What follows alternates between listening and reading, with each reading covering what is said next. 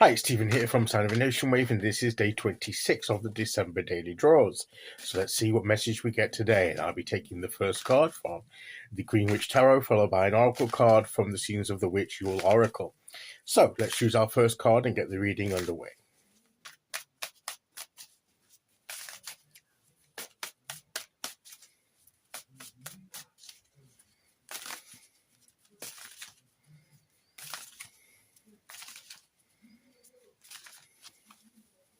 Okay, here we go.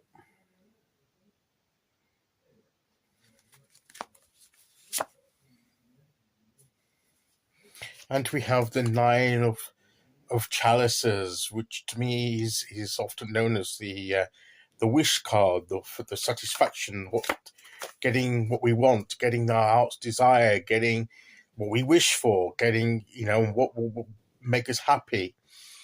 And we've had this before. We've had this before earlier in the month, and it's about I think when it came out before, and I think it's just as relevant when it comes out again, is to it's good to wish for the things that we want to wish for, to bring our things into reality, and it's good for that. But I think when it came out before, I said, and I'll say again now, that just make sure that what you're wishing for is truly what you want. Because sometimes we hope for things, and then when it happens, it doesn't quite come out the way that we anticipated, and perhaps we then regret that that's what we wanted, because it's not what we perceived it to be once it got here in our lives. We thought it would make the big difference. We thought it's what we wanted, but when we got it, it turned out that it wasn't. And and we weren't ready for the consequences and the implications of it coming into our lives. Because when something new comes into our lives, it brings change, and it has a ripple effect through the rest of our lives. And and we've got to be ready for that, and we've got to be ready for that to happen and be prepared for that. So we've got to be sure that what we're asking for is what we truly want, and to be ready for whatever happens once we get it. Because if it is something that we really do want, and when it gets here, we think, yes, this is it, we'll accept the ripple effects. We'll accept the changes that it makes, because we've actually got the thing that we feel that we need and want in our lives, and it's helping us to grow and move forward, and it makes it enhances our lives, enriches our lives. So if there's any changes to be made, it's not much of a thing. If it's to make room for this, we'll make those changes because of the benefit that we're getting from whatever it is that we've been desiring and what we've received. But if it turns out that it's not the great thing that we imagined it to be, and then we may feel that all the ripple effects are not worth paying the price of those for what we're getting in return. So that's why we've got to be really sure, we may think we want something, but have we considered the implications? Is our understanding of this, of what we're wanting, realistic? Is it true, or is it just some stylized, imaginatory depiction of what we might think it might be, but in reality it's not, it doesn't match that. So we've got to be careful of how we discern and how we view what it is that we want, or what we feel that we want, because sometimes what we feel we want isn't actually what we do need and want at this time. We sometimes fool ourselves into thinking a certain way of what we desire, and and it's only when we get it that we realize that no, this isn't what we really wanted after all. So it's better to be prepared and to choose wisely in the first place before we set our intentions and put our desires there for what will, so that what we can receive, you know, will bring us the true fulfillment that we seek.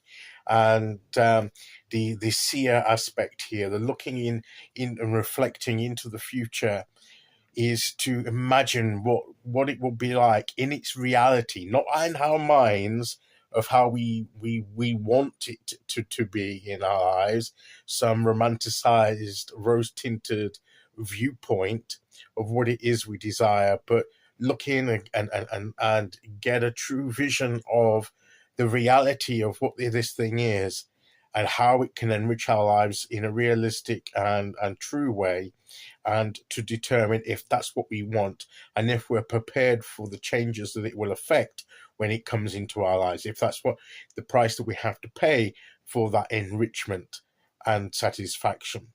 So let's consider what it is we put our desires to. Let us understand the implications and be prepared for whatever may happen once it becomes a reality. And then that will prepare us for anything that's going to come as a result of our reaching for it and wishing for it. Because, sometimes wishes do come true, but be careful what you wish for, because it might just come true. So that's the lesson I feel that this car is here to perhaps repeat again, the same as it did before. So we've been talking about that, making discerning wise choices about where we're setting our intentions and where we're putting our creative energy. And that's sort of I think the period we're in at the moment is, we know we want to create something, we know we want to bring something into our lives, but we have to be clear about the intentions that we're setting and what we truly desire. Okay, let's see which oracle card we get to go with that.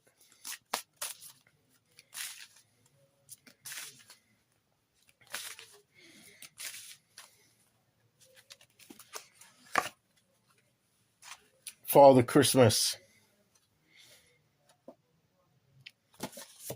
It is a bit light asking, we've just had Christmas, we've just had that, but it's like asking Father Christmas for a gift. And then when we get the gift, sometimes, as children, sometimes we want to give because everybody wants this particular gift. Everybody wants it, so we want it too.